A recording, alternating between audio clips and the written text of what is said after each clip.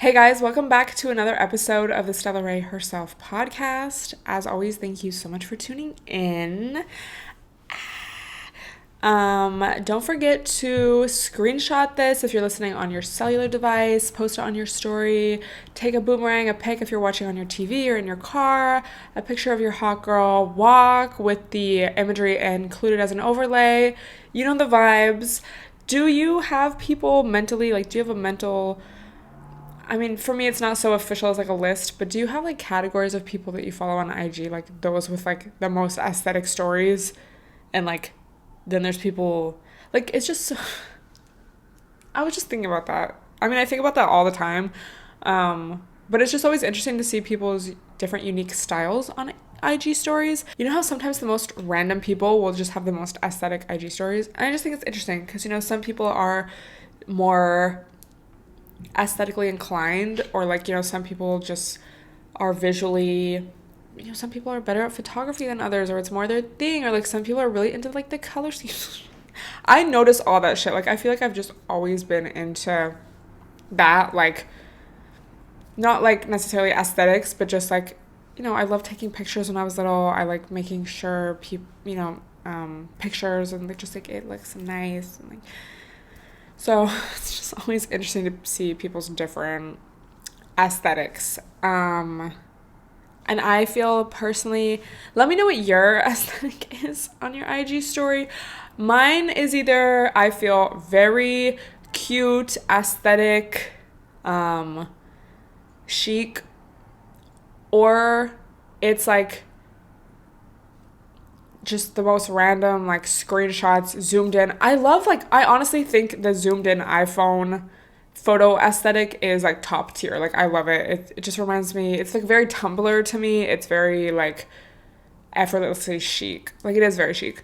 But yeah, sometimes my story is like a mess, especially when y'all know my fucking story can be like dots sometimes because I'll be asking you guys questions, reposting shit, and it's just like, what are you gonna do?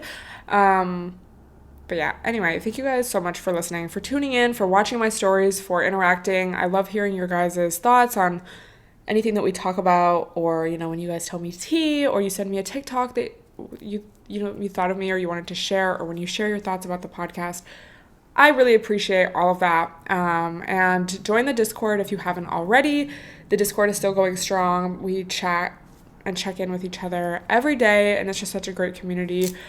Even when I'm not in there chatting, it's just girls talking to each other, asking for advice, because, sometimes you just need that opinion of someone who maybe is on the same vibe as you, but who's not in your immediate life. Like, it's just, I love it. I love the community, and that's just more of what I want to do. Also, since we're on the topic, this is how I know that my brand has changed and how I'm really for the girls, gays, and bays, is when you just go to my profile. Like, it's just so random. Like, it's just on my reels, bro. Like, me with no makeup, me just, like, random. Like, it's, if you scroll back, I honestly have archived a lot of pics where I was, like, trying to be an IG baddie. There's some, where I'm, like, a little more chic or, like, posed or, like, full glam, or, like, ass out. But it's, like, changed so much. Like, now it's just, like, I don't give a fuck. And I'm, like, honestly, it's just true, though, because, like, I don't want men to follow me. Like, I don't, unless I know you in real life or whatever, like, I don't want, like, random male followers. I don't. So if you're going to see my pic and not immediately follow me because I look good, like, thank you. That's not to say I look bad, but, there's just a difference of, like, me just waking up making a TikTok and then, like, me looking my best in my ass out Fashion Nova outfit, Anyway, I'm just, like, reflecting on that. Because now it's, like, when I give someone my Instagram or something, like, yeah, that's me. Anyway, how was y'all's week, or how is y'all's week? It's Monday, the day I'm recording this, and I honestly had the best weekend, y'all. Especially yesterday. I did go out yesterday, and I wasn't even really sure if I wanted to go out, because I was like, damn, it's Sunday, the last Sunday of February. I kind of want to, like, stay in and, like, watch Euphoria and clean and, like, just get my life together for the week. But I did really want to see my friends, so I was like, okay, I'm gonna go, but I'm just not gonna go crazy. I'm not gonna drink that much. I'm gonna make hydration my priority. And I had the best time, and everything worked out perfectly. It was like finally warm a little bit this past Sunday, because the weekend before, y'all, it was so cold. Like, I know for a lot of you, you can relate, it's so cold still where you are. And it's just like I think it's the Santa Ana winds here, but I think it's that. But anyway, the wind is just so like sharply cold. It's just the worst. But this past like Sunday, it was just so nice out finally, and yeah, just like hydrated. It's so crazy. Okay, this is just like my reminder to everyone, when you're drinking alcohol, and I don't know why this is such a surprise every time I actually do it and it works. I'm like, oh my God, actually having a water with or after every drink, it low-key takes a lot. Like, you have to like make it your mission to find hydration, because otherwise it's like so easy to forget, or it's just like it's not really easily available all the time, so you have to like go look for it or go to the bar and like ask for water. But it really makes such a difference. I didn't really drink that much to begin with, but I woke up not even feeling like I had drank. Like, maybe a little tired because I had to get a little less sleep than normal, but not by much. And I'm just like, every time I do that, when I make hydration my mission, it just is like, it's crazy. I'm just like, yeah, like I'm pretty hydrated overall, so like whatever. But like, no, I'm gonna have a full water in between each drink, and like, oh my God, bro. I mean, you do have to pee more, but it's worth it. So I think that's just like my goal. Like, I just felt really good on Sunday anyway, and I share that just to say that like even before I had gone out or anything, I just had such a good day, and it was just making me so, I guess, grateful for,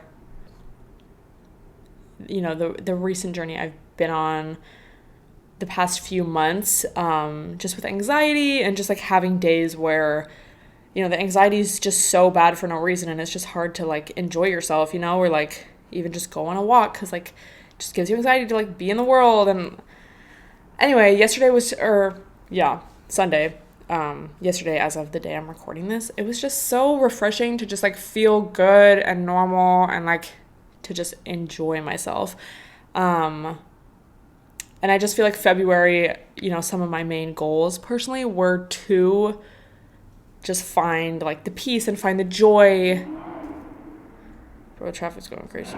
And like, it's like very rude. And just to connect with people, especially with February beginning with Aquarius season, I just really wanted that sense of community. And like, yeah, because I just felt like January was just kind of hard for me in a lot of ways. And I just really did that in February. So I share that with you just as maybe a beacon of hope. Maybe you can relate, maybe you can't relate, and you're still feeling like ew. So, you know, we're all on our own paths and journeys, and it's going to look different for everyone, but it is like possible. And it's not like now I'm like, oh yeah, all my anxiety is like gone forever. But just the difference, you know, of ending February versus like how I was ending January. Astounding. So I'm excited to see what March will bring. This is the first episode of March, starting it in Pisces season. So what are your guys' monthly goals? You know, it's a Pisces new moon, or it was on the 2nd, which is yesterday as of this day going up. But you know, the new moon effects kind of go on, spread out on the days surrounding it. So the months start out with new moons, which is a great time to set your intentions for the month, any goals.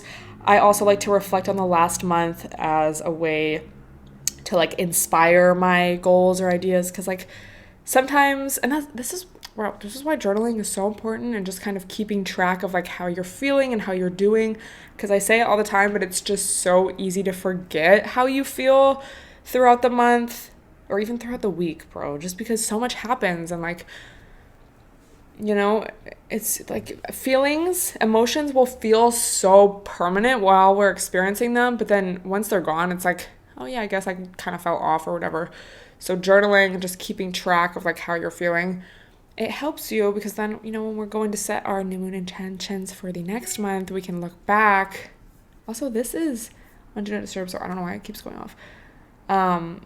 We can go back and kind of see like where we need to make adjustments, like what area of my life needs more balance or needs more focus, or like what can I do to make myself feel better.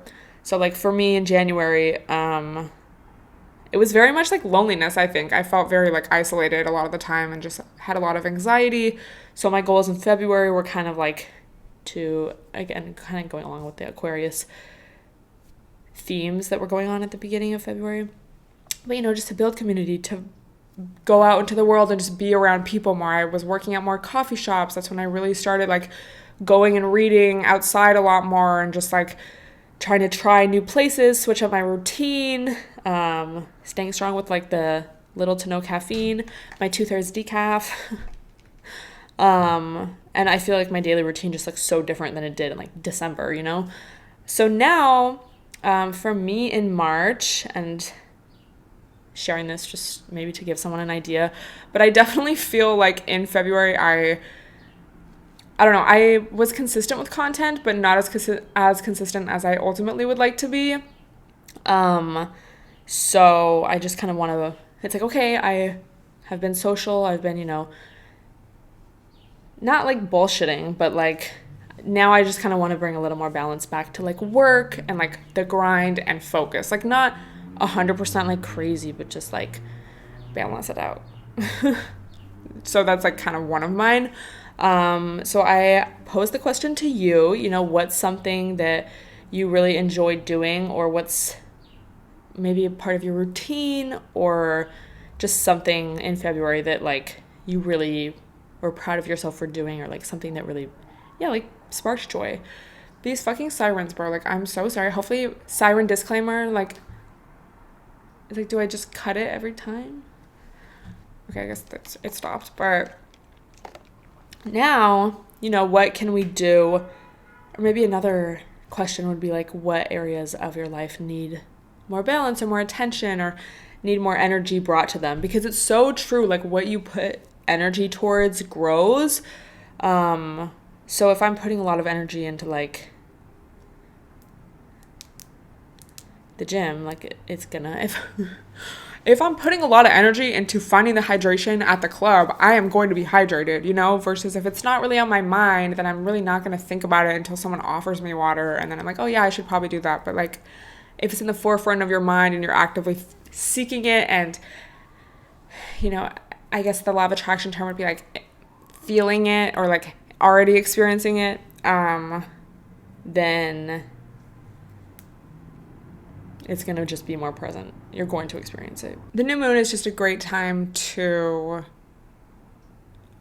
think about these questions and journal about them, or even just think about them. But I would really recommend that you guys journal, because then you can look back. The astrology planner I have that my mom got me for Christmas has been so clutch, because it really just like lines everything out for you. There's like a page for the new moon at the beginning of each month, a page for the full moon, and it's just so cool to see, like, because now we're a couple months into the year, so it's so cool to see like how things change, like on paper.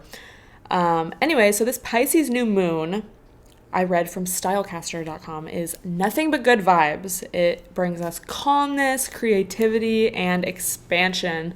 And Pisces is known to be a very dreamy sign. So this new moon lets us kind of take a leap of faith, or maybe prompts us to take a leap of faith, and we can have security in knowing that the universe is supporting us. A new moon in general, we can more easily manifest and share our intentions with the universe.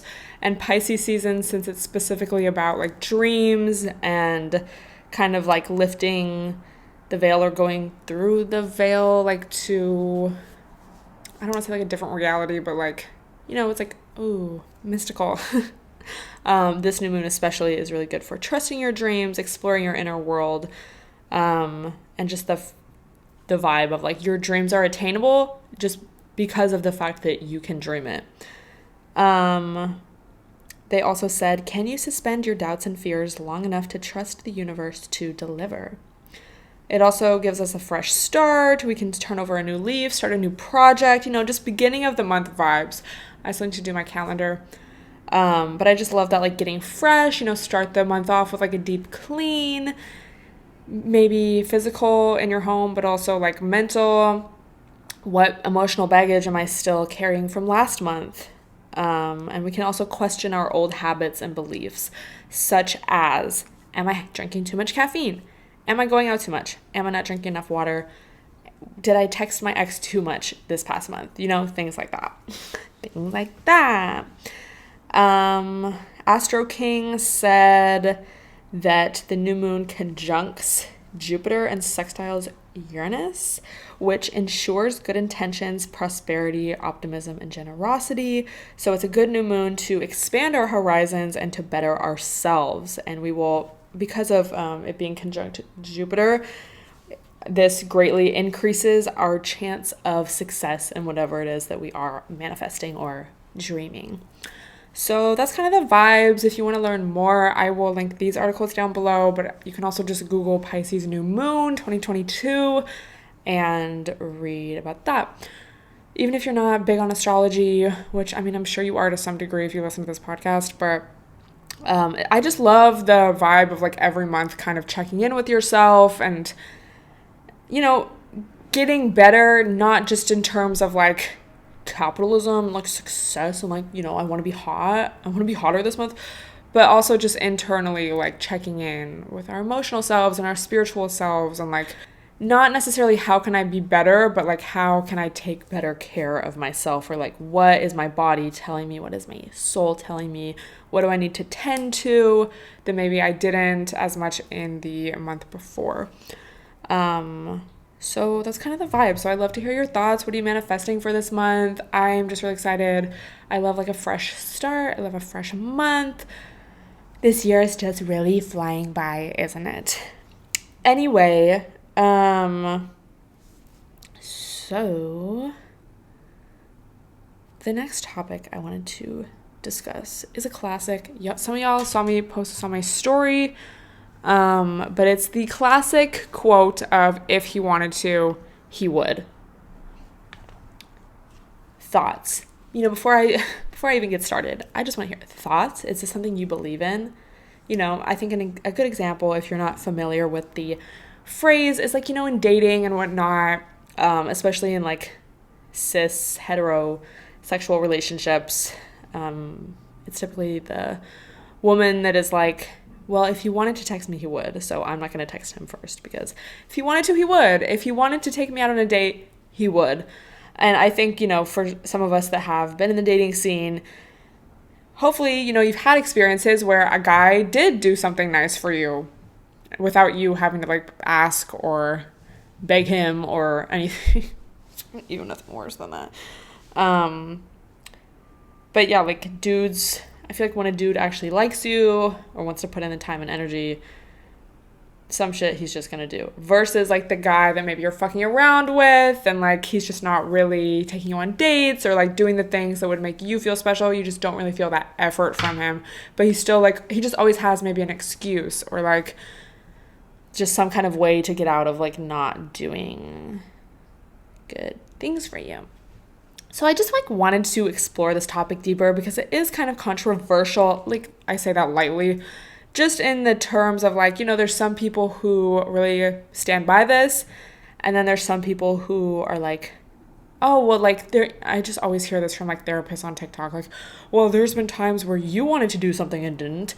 And it's like, okay, but this is kind of more so talking about like, this isn't like, oh, like talking about a shy little boy who's just like so quaint and like shy and like, oh, I really like this girl. Like, I want to get her flowers, but like, what if she doesn't like me? I'm not going to do it. It's more so about the dude that like just isn't that into you. And so you're not seeing that effort from him or feeling that effort or feeling appreciated or like he actually likes you. So it's like, I think a lot of the times when we are kind of like tripping over a situation like that, it's kind of just a sign that like that's not the situation for us. So I found this article from psiloveyou.xyz, which I didn't know that was even like possible. But it's called, it's from Medium, so I don't know why the URL is like that. But I'll link it down below. It's a really good article. And it's titled, If He Wanted to, He Would, is still good advice. This is a phrase usually used when a woman is dating a man and she doesn't think he's putting in enough effort, or she's not sure how he feels about her, or maybe he's not texting back as quickly as he used to. Or maybe he stopped calling, but he still texts occasionally enough to keep her interested. Breadcrumbing, dude. Oh my god, I fucking hate that shit. Then her best friend swoops in and says, if he wanted to text you, he would. If he wanted to see you, he would. If he wanted to take you on a date, he fucking would. I've heard women on TikTok go viral for saying this advice is toxic, that it doesn't make them feel good, and it makes them feel like something's wrong with them. I mean, I guess. Okay, so she says, and I kind of agreed with this, she said, the phrase, if he wanted to, he would, keeps things in perspective. As a hopeless romantic myself, I find it easy to get sucked into the idea of a person. I end up dating that person's potential rather than their reality. Who fucking does this? Like, not like who does this, but like, who can relate, you know? Especially when you meet a dude and like he's just like so cute and like nice and the vibes are so good at first, and you know, we all do it. Like, I don't even really consider myself to be like a hopeless romantic, but I have definitely like imagined. I think it's more so like just me trying to be practical. Like, can I imagine dating this person? Like, can I imagine them meeting my family? Like, because if I can't, like, what am I doing with you? But, you know, but then it's like, okay, let's get back to the facts. We really don't even know them. Like, it's too soon to be thinking about any of that. But I mean, at the same time, it's kind of like, if I couldn't imagine dating you, like, why would I be talking to you? When you're dating someone's potential instead of their reality, it's so easy to rationalize their behavior and make excuses for them.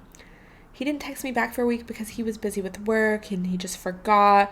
He hasn't called me in a month because he's tied up with a family issue. He hasn't taken me on a real date in weeks, but that's okay because I'm fine just chilling on the couch watching TV. These all sound like good excuses, and they are if they're legitimate. But when it comes down to it, if he wanted to do any of those things, regardless of what's going on in his life, he'd make the time to do them at some point. And if he doesn't make the time, that doesn't mean he doesn't like you, and it doesn't reflect negatively on you. I once dated a guy who I kind of feel like it means he doesn't like you. Like, okay, yeah, maybe he can tolerate being around you, or like he gains something from having you in his life, but that doesn't necessarily mean like, oh, he likes me, he wants to date me, you know? I once dated a guy who was terrible at balancing his priorities. He would give me the bare minimum, just enough to keep me around, but wouldn't commit. I made every excuse for him, but after he ghosted me on our date for New Year's Eve, I finally said enough is enough. If he wanted to, he would. And he kept showing me over and over again that he did not want to. I finally listened. Think of it as he doesn't want me because of what's going on with him. If he wanted to, he would, and if he doesn't, that's his choice and has nothing to do with you. Something I'll always say to myself when I'm dealing with a wishy-washy dating situation is, I was fine before this person came into my life, and I'll be just fine after they're gone. That fine state of being, that's your homeostasis, that's your stability. Remember that feeling when you get all tied up in your emotions. And she talks about like dating a guy who was going to grad school and like was working this job and just really didn't have like the time or energy to be dating someone seriously. So if he wanted to, he would empowered her, because it's a reminder that some guy's opinion of me, or whether or not some guy likes me, has nothing to do with me and everything to do with him. If he chooses not to invest his time in me, there's probably something going on his end preventing that.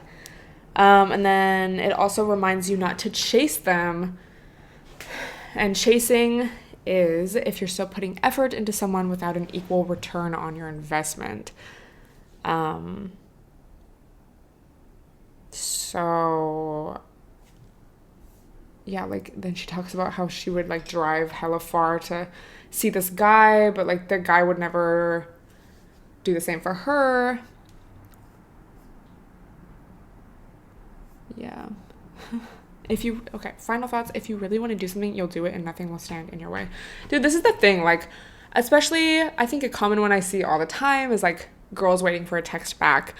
And we just like always make excuses for the guy. Like, oh, well, he's busy. He's like doing this. Okay, some guys are not on their phone that much, but like legitimately, when you really like someone,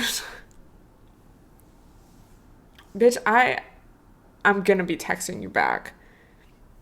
You know, like I'm not gonna wait like a fucking day to text you. Like, I mean that can be kind of like, because some people just are genuinely not on their phones as much. But if you kind of already know the vibe, if they're always on their phone when they're around you, but then they're not texting you back, like, that should tell you something. Anyway, so when someone says to you, if he wanted to, he would, don't let your self-esteem take the hit. Remember, it's probably about them and not about you. Don't waste your efforts chasing after someone who's unwilling to invest in you, whatever their reasoning. Also, as far as he doesn't want me because of him, not because of me, I think that can look like, or that those things could be, actually other things going on in his life, or attachment styles.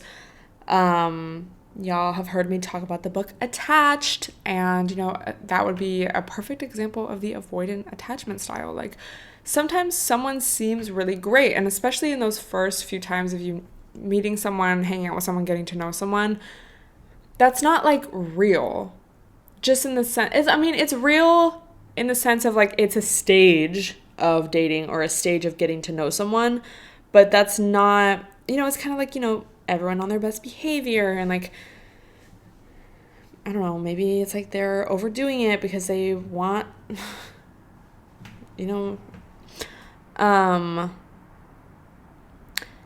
but things can like feel great at first, but then like, it's like, okay, well, are they emotionally mature? What does their attachment style look like? If I tell them that I like them, or express things or take things a little more seriously, or approach things more seriously, are they going to be able to handle it? Can they handle conflict? Like, there's just so many underlying things once you get past those first few times of just like, oh, they're cute and like so fun, and like I'm just like having such a great time. I like love being around them. It's like, yeah, now. Just wait. No, but it's like that's why I think it's important to like have an open mind when it comes to dating and like meeting new people. Like, be open, but not like all in all at once, because I know for myself that really changed how I experience and view dating. Because again, like, someone can be really cute, I could be really attracted to someone, I could just really like being around someone. But as I've been on my journey of, I don't even know, every life, but like handling conflict, not being afraid of conflict, not being afraid to have difficult conversations, standing up for myself and my values and really trying to live by that, and putting that above, making someone else comfortable. It's like, I'm not gonna like view this guy as like, oh my god, I'm like putting him on a pedestal, and like if he doesn't like me, like that's gonna be the end of the world, no matter how attracted to them I am, or like how cool they seem at first, because it's like, I don't really know you. Like, I don't know how are you gonna handle like me saying I'm uncomfortable with something, or like, I don't know, like what are your values like like can I actually go deeper with you, or is this just like for funsies? So then it's like, okay, if you're open to like getting to know someone and like go through those first fun stages, but still have in the back of your mind like, okay, well, we still need to see like what kind of person this is. It's like you really take a lot. You become less not invested, but just like you become less all in, and it's easier to not take things personally if maybe they don't like you, or like, I don't know, sometimes it's just like when you know the reasoning, or at least like what like possible reasoning of why someone's acting the way that they are. Like, if I meet a dude and like he's like a terrible texter or something, I'm not going to take that personal of like, oh, he doesn't like me, like why is he taking so long to reply? It's like, okay, well, these are the facts. Like, he's not a good texter. Like, do I want to invest my time into someone who isn't a texter? Like, when you start looking at your own needs, like, okay, I like someone who's going to text me throughout the day. That's like just an example. Or like, I want someone who's gonna, why is it always like texting? Like, who's gonna text me good morning? Or I want someone who's gonna be a little more proactive and like planning dates for us. You can have that. So there's someone out there who can do that for you. So I'm not gonna take it personal if this dude's not doing it, because it's just like, okay, maybe he's not that into me. Maybe that's not the type of person he is. Like, whatever. Moving on. And it's less about like, oh, do they like me? Do they like me? Like trying to get in their head, and more so just, okay, well, what are my needs and how can I stand up for those needs, speak up for those needs, and advocate for myself and what I want in a relationship. So that's kind of like my thoughts. So like the whole if he wanted to, he would. It's like maybe, but also maybe he's like, maybe he's not that into you, or maybe he's just not that kind of guy. Either way, it's like if my needs aren't being met, I'm either gonna speak up for them or leave. then leave. Then leave. So I'd love to hear your thoughts. Like, what are your thoughts on the whole if he wanted to, he would thing? Do you believe in it? Do you not? If you're single, how do you navigate, those early stages of dating? And like, do you become obsessed with someone really quick? Do you trip if they don't text you? Is it hard for you to not be easily invested right away? What are your tips and tricks for not doing that? If that's something you've experienced and gone through. I just think it's really interesting. And it's really interesting just how much of the same shit we all go through. You know what I mean? So if we can talk about it, then we can get through it together and like, yeah. But as always, I would definitely recommend that you guys read the book Attached. It was just so eye-opening. I think that really was like one of the main things that first led me to this, like down this road of just, I don't know, just learning more about the psychology of dating. And again, just like bringing it back to yourself and like, okay, well, what do I want? Not like, oh my God, like, how can I get him to like me? It's like, okay, well, no. This is not like a love potion class. This is like, what can I do? What's going to be the best for me class? Okay. So I'll link this article down below. It was honestly good. I liked it. Also, bro, don't listen to toxic dating advice, especially on TikTok. If I see a girl like, this is how you get back him, scroll. Again, like what we were talking about before, like what you put energy into grows. If I'm putting all this energy into researching, toxic dating strategies and like how to get back at him, how to make him want you again, or how to make him chase you, or like whatever, how to make him jealous, like that's gonna be the type of relationships that you experience. Like I know for myself, I don't want to have a toxic relationship. I don't want to be involved with someone who I'm gonna have to play games with to get their attention or to get something out of them, like to get, love or whatever.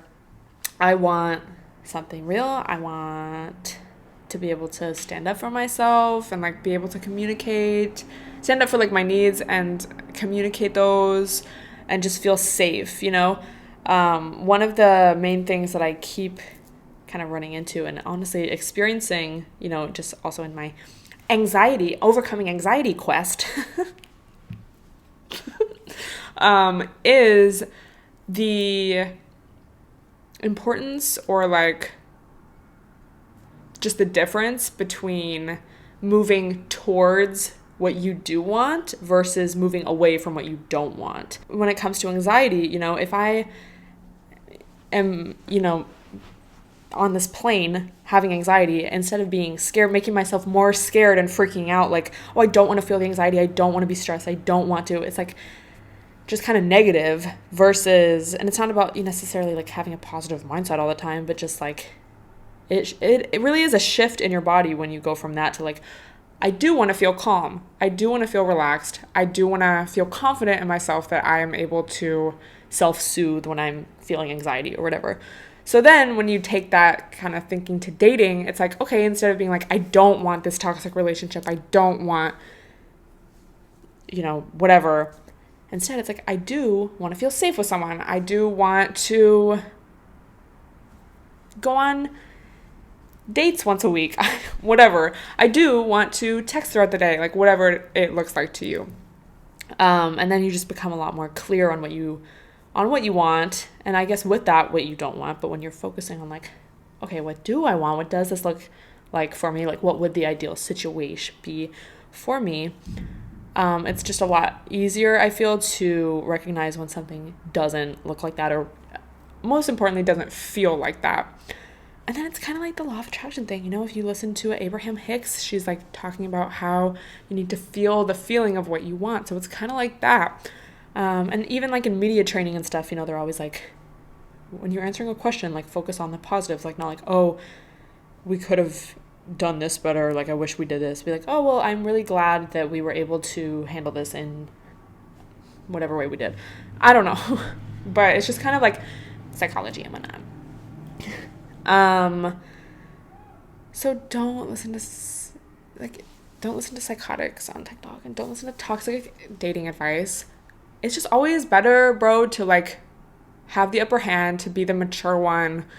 I'm not, if I get the vibe someone's playing games with me, I'm not going to play games back, bro. Like, I'm going to be the mature one. Like, well, I see you're on this type of time. I'm not, so I don't think we're compatible. I wish you the best.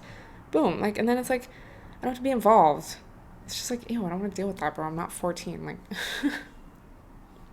easier said than done, especially, everyone's different. Everyone's on their own path. So me saying this, it's not just like, oh my God, yeah, it's actually like so easy. Like, it takes a lot, and like, it can be hard to develop those new patterns, of communicating and of reacting when you're used to like acting a certain way, or like going to certain strategies, toxic strategies, for so long. But I think, awareness is the first step. So period, bottom line, don't be toxic. If he wanted to, he would. If you wanted to, you would. I don't know. So I'd love to hear your thoughts on any of that. I'm gonna let y'all know. People keep thinking I'm soft launching a man. It's just bougie Billy. I was like admitting that in my TikTok stream, but people are like, oh my God, like, do you have a man? Like no, like, and so like, this is the thing. Like, I could be taking pics like with bougie Billy's shoe in it, or like I'm wearing a heel, he's wearing a sneaker, but I'm like, I'm not gonna be toxic. I don't know.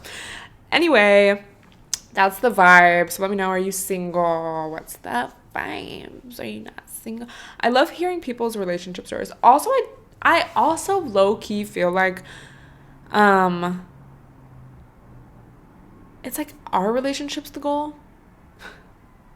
Because when you talk to people that are in relationships, sometimes it's just like, it doesn't sound like a good time. Like, especially when you talk to the woman.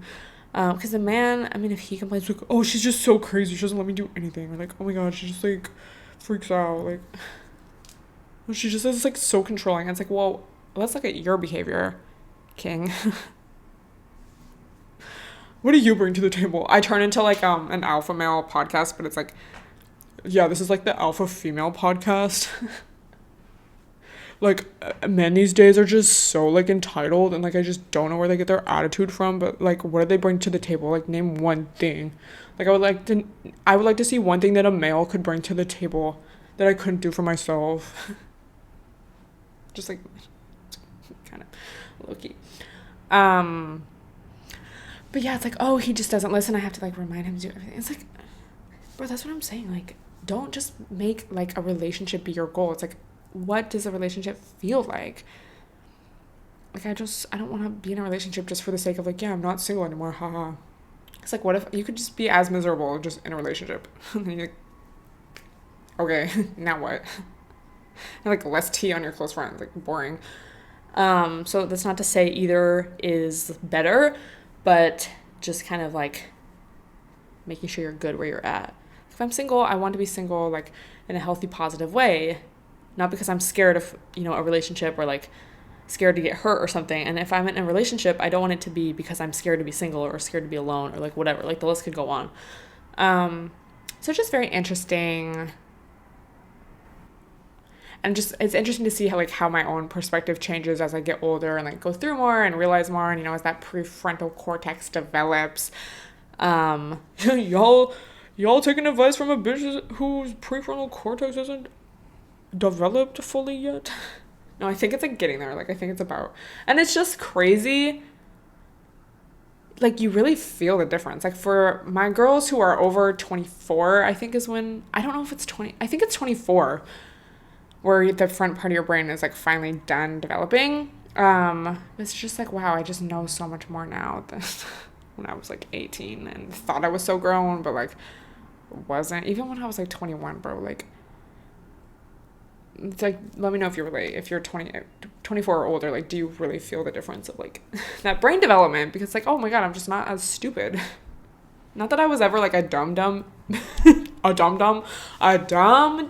but like, You just definitely notice. It's just like you peep more. I just have more game now. Anyway, so yeah, I would love to know your thoughts. Last topic that I wanted to discuss today is the importance of slowing down. I was doing a yoga with Adrienne. Y'all, I have still been on my yoga almost every morning vibe, meditation vibe. And I honestly think that's part of why I had such a good day on Sunday was I went to sleep early the night before, got up. I had to get up early because I had to get a wax at 9 a.m., but I wanted to do my yoga before. But I like meditated. It was great. I don't always do a yoga with Adrienne in the morning. Sometimes I will just to kind of switch it up. But I think I'm at the point now where I can kind of like do it myself. But she was talking about, in the one today I did, that was in her like February playlist, just the importance of like slowing down and really like feeling. She was, I think, specifically talking about feeling the difference between the left and right side of the body when we're doing different poses and whatnot. And fuck, there was definitely more, but that was kind of like the general vibe. And it just made me think of, first like the mind muscle connection at the gym and how when you're actually taking your time, slowing things down to really feel the muscles where you're supposed to be feeling them, like it makes such a difference in your workouts versus just like doing them quickly or like just trying to get them over with or like, oh, I just want to do as much weight as possible, whatever. And how that is such a metaphor for the rest of life, and just how, especially in our capitalistic society, and I mean, part of me is just like, bro, this topic is so overexhausted, like, at least for me, like, I've talked about this so much, I've read so much about this, but whatever. We all need the reminder. I needed the reminder today when I was doing that yoga with Adrienne. But, we want things instantly, we want things fast, cheap, easy, Amazon Prime, fucking 5-minute shipping apparently sometimes. Damn, y'all could give me a second to breathe before you deliver this. Okay, voice, kind of like that.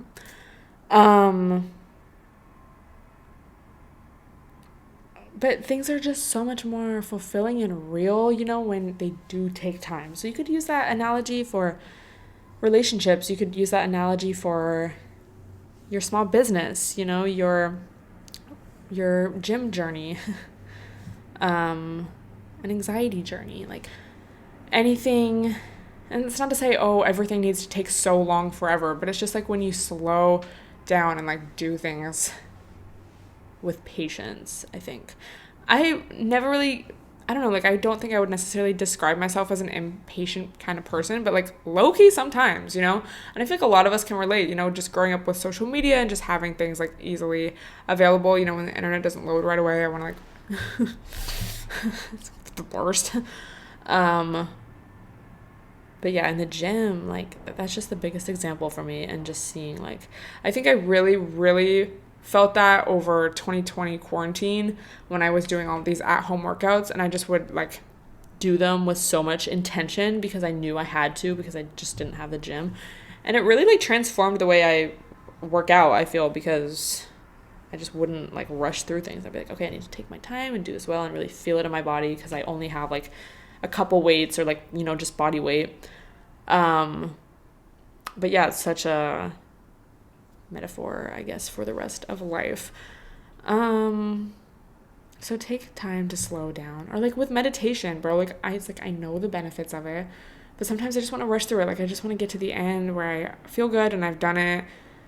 Sometimes laying down or sitting, just, with your eyes closed, it's just like the worst. Like it feels just like, what the fuck? There's so many other things I could be doing right now. This feels like a waste of time, whatever. But when I'm just like, okay, I'm just gonna focus on my breath and just chill. And then it's like you just get to like the meat of the meditation, and you are able to get to that flow state, which I think is, the goal. And that's really like how I was feeling on Sunday. It was just very flow state. I wasn't too much in my head. I was just like enjoying the vibes, having fun. Even, and I mean, later in the day I was like drinking. Okay. But before that, I was just having like a really good day. And it just has to do with like, I think, getting back to the moment, living in the moment and getting to that flow state. And that's like just the best.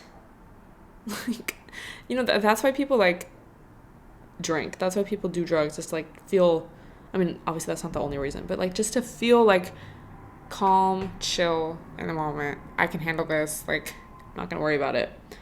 Um, and I guess kind of going off that, y'all know I've talked about how I hate like appointments, like nail appointments, hair appointments. I had so many dentist appointments in February. Not so many, but definitely like I felt like I was going to the dentist like every week because I just had to get some things taken care of that were multiple steps.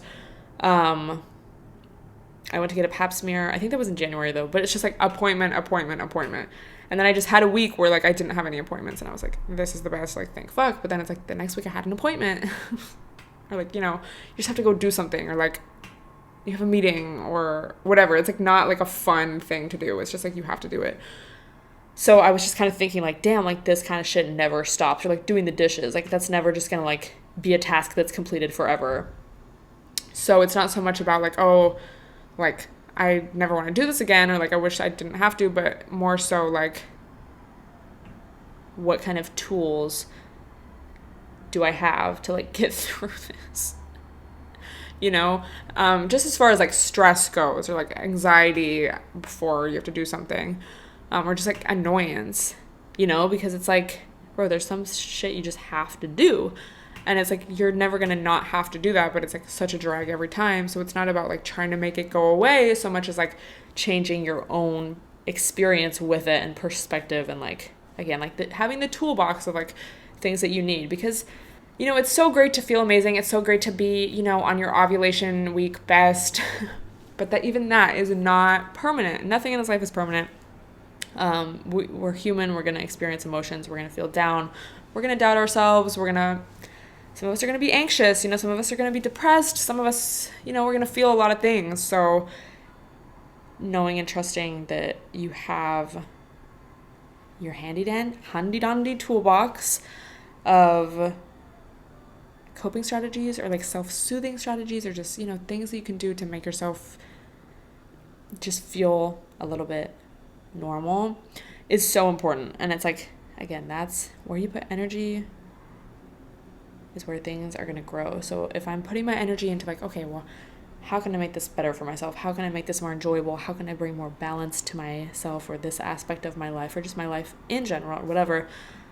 That's going to be so much more beneficial than like putting energy into just like overly stressing about something that I can't control, which sometimes feels hard. But instead of just like wanting to push something away, push an emotion away, push something that you have to do away, you're like, okay, well, let's put energy into how can I solve this problem, or like at least how can I cope, or like self-soothe or self-regulate through this. Like that's just going to be so much more beneficial in the end. And it's definitely hard, bro. Like it's so fucking hard, but just, wanted to plant the seed in your mind if you weren't already thinking of that, because that's what's really helped me.